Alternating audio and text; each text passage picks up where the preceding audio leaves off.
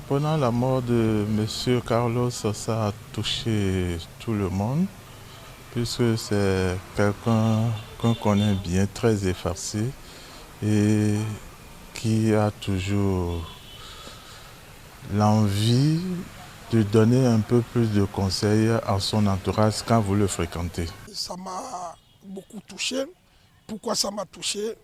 Je disais, est-ce qu'il a pu préparer la relève? Il y a quelqu'un qui va le succéder par rapport d'abord à ses chroniques. Ces chroniques qu'il fait qui est vraiment, qui nous touche beaucoup. Est-ce qu'il a préparé cette relève-là? Bon, je me suis demandé, ça m'a fait mal. Et tout le monde est parti pour vivre un temps et mourir un jour. Et chaque fois quand il y a un mort, ça fait toujours mal.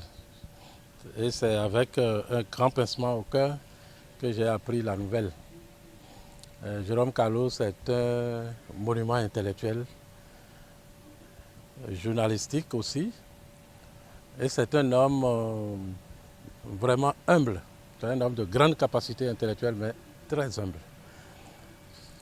En Afrique, souvent, on a l'habitude de dire que quand les gens meurent, c'est en ce moment-là que, dans nos appréciations, nous les appelons saints. Non. Mon appréciation est totalement dénudée de toute hypocrisie.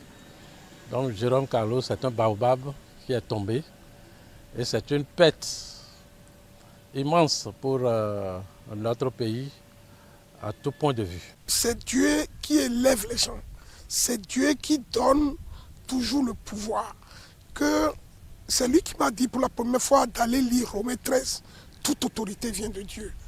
J'ai gardé de lui ce qu'il m'a dit dans le temps et j'ai constaté ça moi-même et je suis en train de le vécu aujourd'hui. Vraiment, c'est un monsieur que on a perdu beaucoup de choses de par son départ.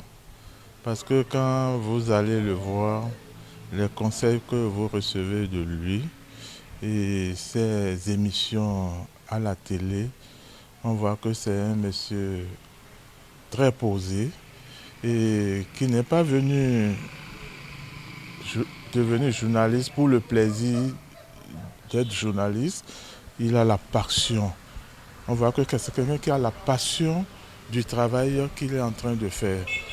Vous voyez, donc on a plus, c'est-à-dire à ces émissions, on a le plaisir de l'écouter parce qu'on retient beaucoup de choses dedans. Je garde de ce monsieur une qualité d'honnêteté intellectuelle. Et dans toutes les circonstances, lorsqu'il s'agit d'apprécier une situation, on remarque toujours dans son intervention sa plus grande objectivité.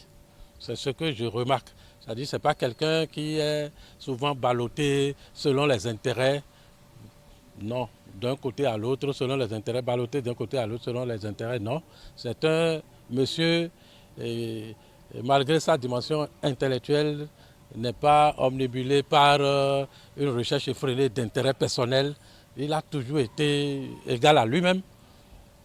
Et fort de cela, dans toutes ses interventions, il a toujours été objectif. C'est la qualité que moi j'ai le plus appréciée en lui.